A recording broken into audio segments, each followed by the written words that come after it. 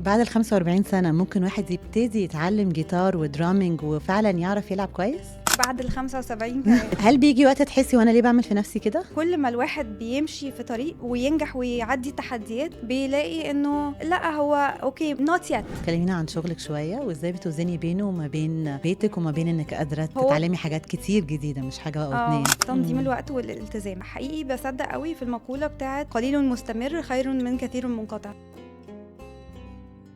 روح كل مرة أخش على السوشيال ميديا ألاقي حضرتك بتعملي حاجة جديدة، يوم جيتار، يوم درامينج، يوم غنى. إيه يا شيخ بتعملي كده ليه؟ بحب اعمل حاجات جديدة قوي، بحب المزيكا قوي قوي، وبحب احساس عقلية المبتدئ، بترجعنا صغيرين تاني في حتة الفضول وكل حاجة جديدة وكل حاجة ممكن تتعامل فيها احلام كده وفيها شعور بالانجاز كمان اما الواحد بيتعلم حاجة جديدة خصوصا وهو كبير. بعد ال45 سنة ممكن واحد يبتدي يتعلم جيتار ودرامينج وفعلا يعرف يلعب كويس؟ بعد ال75 كمان. طب احكي لنا ده بيعمل ايه في المخ؟ اول حاجه في خلايا عصبيه، الخلايا العصبيه دي بينها روابط بتبقى كتير قوي قوي واحنا صغيرين. كل ما بنتعلم حاجه في سن الطفوله بيزيدوا جدا، بالتالي بنتعلم اسرع بكتير جدا.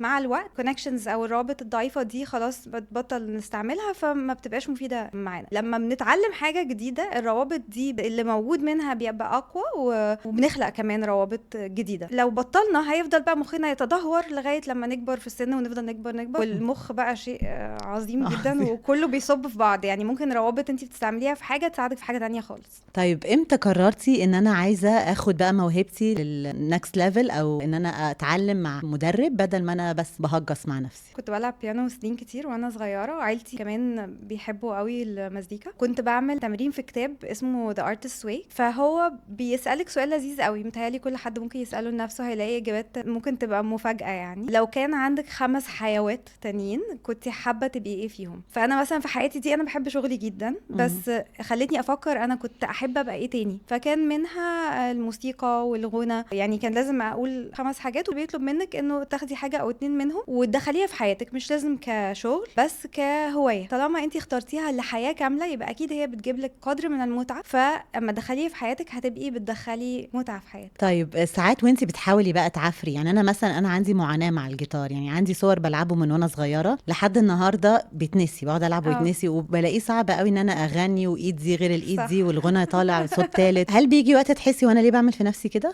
لا، عندي خلاص ثقة. يعني كل ما الواحد بيمشي في طريق وينجح ويعدي تحديات بيلاقي انه لا هو اوكي نوت يت، مش دلوقتي يمكن بس بعدين هتيجي. بقى عندي ثقة انه كل ما انا اديت الموضوع وقت والتزام وتمرين ان انا هوصل اللي انا عايزاه. يعني فعلا في الاول المدرسة بتاعتي كنت بلعب مثلا اغنية وتقولي اسمك ايه وانا بلعب معرفش ارد عليها. بعد شوية كنت وصلت بقى البوينت ان انا قادرة اغني وانا بلعب الجيتار وحسيت بنجاح. يمكن هو مش نجاح زي ما الواحد يكسب مسابقة او يقف على مسرح، بس هو بالنسبه لي انا نجاح. الاسره رايها ايه؟ بيشجعوني ساعات طبعا بيزهقوا لانه التمرين فيه تكرار، فهم حتى لو الاغنيه حلوه بيسمعوها 1000 مره بتبقى مش حلوه في الاخر.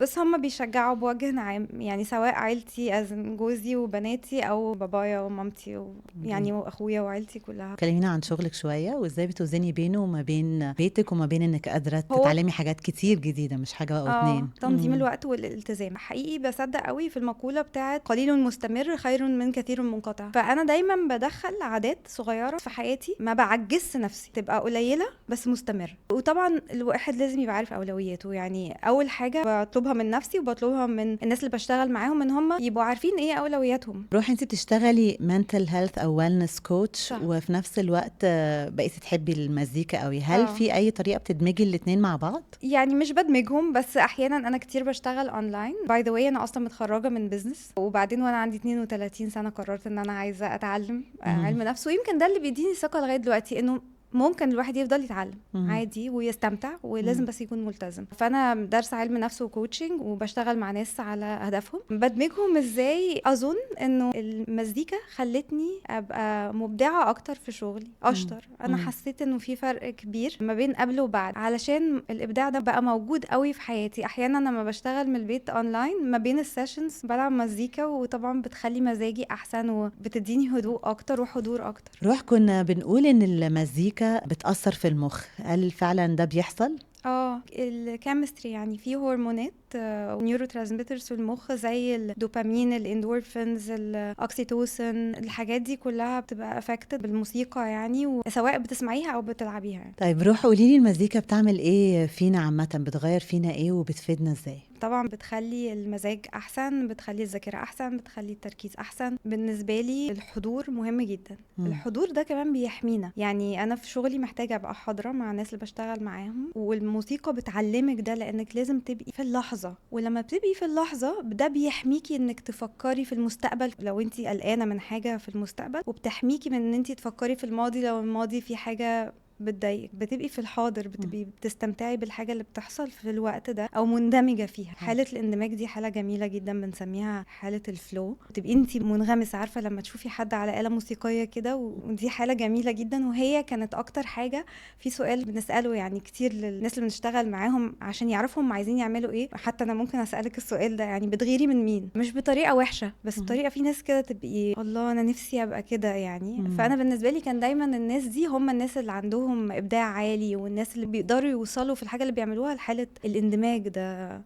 الفلو ستيت. طيب عايزه اعرف منك، بتخافي ان الناس اللي بتتفرج عليكي تقول يا نهاري بتلعب وحش قوي، او ايه الصوت ده، او كده، ولا بيقولوا في فعلا ناس قالت لي كده؟ في واحد يعني من اعز صحابي قال لي مره، وما زعلتش منه الصراحه، انا يعني هو عزيز عليا جدا، قال لي طب ما الجيتار حلو بتغني ليه؟ فالرد بتاعي عشان بستمتع، انا بنبسط قوي وانا بغني الغنى، يعني بحس ان هو بيعالج الروح كده. وعلى فكره انا من وانا صغيره يعني خدت بالي ان انا لما بتوتر او ببقى خايفه من حاجه دايما كده بقعد ادندن يعني. بس لو نرجع لموضوع الحكم او احكام الناس، اظن انه ده بقى فايده السن. انه كل واحد فينا هيعيش مره، لازم نعمل الحاجه اللي احنا بنحبها وبتبسطنا طالما مش بنأذي حد. واحلى حاجه بقى في السوشيال ميديا دلوقتي ان انت مش عاجبك حاجه هتفوتيها، يعني انا مش فارضه نفسي على حد. عجبني اللي قلتيه قوي، مست السن الوحيده ان الواحد فعلا في اكسبريشن اللي هو جلده بيتقل، يعني ما بيبقاش اي كلمه تجيبه كلمه توديه. بالعكس، يعني انا نفسي الناس اللي في سننا يحسوا بالموضوع ده اكتر ويستمتعوا بيه، لان هو فعلا في متعه. انه خلاص يعني احنا مش هنفضل طول عمرنا قلقانين من احكام الناس، ويا ريت الناس اللي اصغر كمان ما يقلقوش طالما مش بيأذوا حد. طيب ايه اكتر حاجه مجنونه عملتيها في اطار الحاجات الجديده اللي انت بتتعلميها ديت؟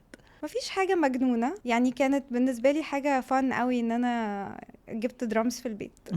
بس لا، ما عملتش حاجة مجنونة. مستعدة اعمل حاجات مجنونة بس لسه ما جاليش فرصة. اهلك بيسيبوا البيت لما بتلعبي درامز؟ لا يعني بحط هيدفونز بس لسه بيسمعوا الصوت، هي الكتريك درامز فلسه بيسمعوا صوت شوية، بس بحاول ان انا اتمرن اكتر ما حدش في البيت. روح، لو اخترنا أداة موسيقية وانت دي بالنسبة لك بتمثل الشفاء، ايه الآلة اللي تختاريها؟ اكيد هختار الجيتار، لانه الجيتار هو حضن، فانت بتبقي حاضنه الجيتار، والمزيكا كلها فايبريشن، فالفايبريشن بتاعت الاوتار كلها هي بترد في القلب فعلا، يعني بتحسي بالايكو بتاعها في قلبك. طالعه جايه ايه يا روح؟ ناويه لنا على ايه يا روح؟ مش عارفه اقولك ولا خليه سر.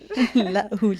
بصي انا بحب الكتابه قوي من وانا صغيره برضو، ويعني قعدت سنتين بكتب في مجله، ويعني بكتب خواطر كتير، فحابه ان انا اكتب اغاني. الله، اشمعنى اغاني؟ هي اظن انها مزجه الاتنين مع بعض، يعني حبي للكتابه وحبي للموسيقى. متهيألي الطبيعي انه الخطوه الجايه تكون اني ابقى بكتب اغاني يعني ان شاء الله. روح، في العالم العربي كان دايما بيبقى فيه توقعات ان الواحد مع السن بيركز بقى وبيهمد، بيبتدي كده ايه يلم الليله يعني، وبالتالي فبنشوف ناس كتيره قوي يعني يا اما مكتئبين يا اما قاعدين في بيتهم يا اما حياتهم مش غنيه. ايه رايك في الموضوع دوت؟ صح، هو بصراحه في دراسات كتير اتعملت على التوقعات دي ازاي بتأثر على النتيجة، فلقوا ان الناس اللي عندهم تصور سلبي لكبر السن النتائج فعلا بتبقى اكتر سلبية، والناس اللي عندهم تصور ايجابي بيبقى النتائج ايجابية، بتبقى زي نبوءة محققة لذاتها يعني. في كام كلمة قولي لنا روح محدش قال لها ايه؟